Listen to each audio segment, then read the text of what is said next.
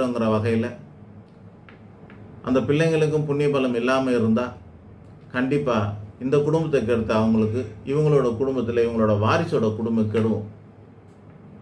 இவங்களுக்கு கெடாது, ஏன்னா இவங்க வயசாகிடுச்சு, இவங்களுக்கு கெடாது. அதனால் இவங்களோட வாரிசோட குடும்பம் கெட்டு போகிறதுக்கும் பிரியறதுக்கும் வாய்ப்பு இருக்குது. ஒருவேளை அந்த பையனுக்கு அல்லது அந்த பொண்ணுக்கு, அதாவது இந்த அம்மாவுடைய பிள்ளைக்கு அவங்களுடைய மருமகளுக்கு பலமான ஜாதகமாக இருந்து நல்ல புண்ணிய பலம் இருந்து அவங்கள அது பாதிக்காத வகையில் அவங்க இருப்பார்களே ஆனால் அப்போவும் அந்த கர்மா போகாது. எங்கே போவோம்னா இந்த அம்மாவே அடுத்த ஜென்மம் எடுத்து இளம் வயசில் குடும்பம் நடத்தின்னு இருக்கும்போது இவங்களை பற்றியும் வேறு யாராவது பொருளை பேசி அவங்க வாழ்க்கையை கெடுத்து விட்ருவாங்க அப்படின்னு அர்த்தம். புரியுதுங்களா? ஆக எந்த வகையில் ஒருத்தரோட வாழ்க்கையில் நம்ம விளையாடுறோமோ, பிரச்சனை பண்ணுறோமோ, பாவம் செய்கிறோமோ, தீங்கு விளைவிக்கிறோமோ, அதே மாதிரியான பிரச்சனை இந்த ஜென்மத்தில் நமக்கு நடக்கும், அல்லது நம்ம வாரிசுக்கு நடக்கிறத நம்ம கண்ணால் பார்ப்போம். பொதுவாக வாரிசுங்களுக்கு என்ன வகையில் பிரச்சனைகள் வருது அப்படின்னா, பெற்றவங்க பாவம் பிள்ளை சேருமானா சேரும். எந்த வகையில் சேரும் அப்படின்னா, பெரும்பாலும் பொருளாதார வகையில் தான் அந்த மாதிரியான பாதிப்புகள் ஏற்படும்.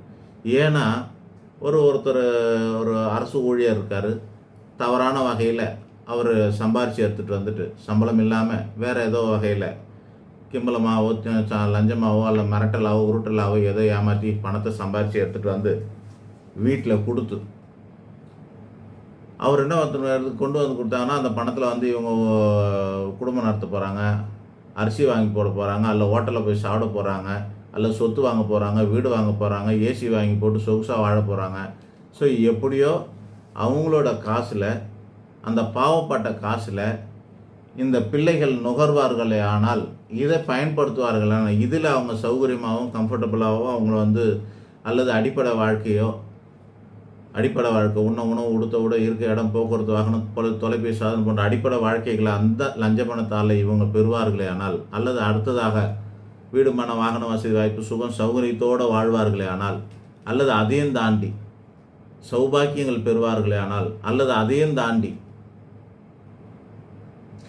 ஆடம்பரமான சொகுசாக வாழ்வார்களே ஆனால், அந்த லஞ்ச பணத்தால் வாழ்ந்த அத்தனை பேருக்கும் அந்த கர்மா போய் சேரும், ஷேர் ஆகும்.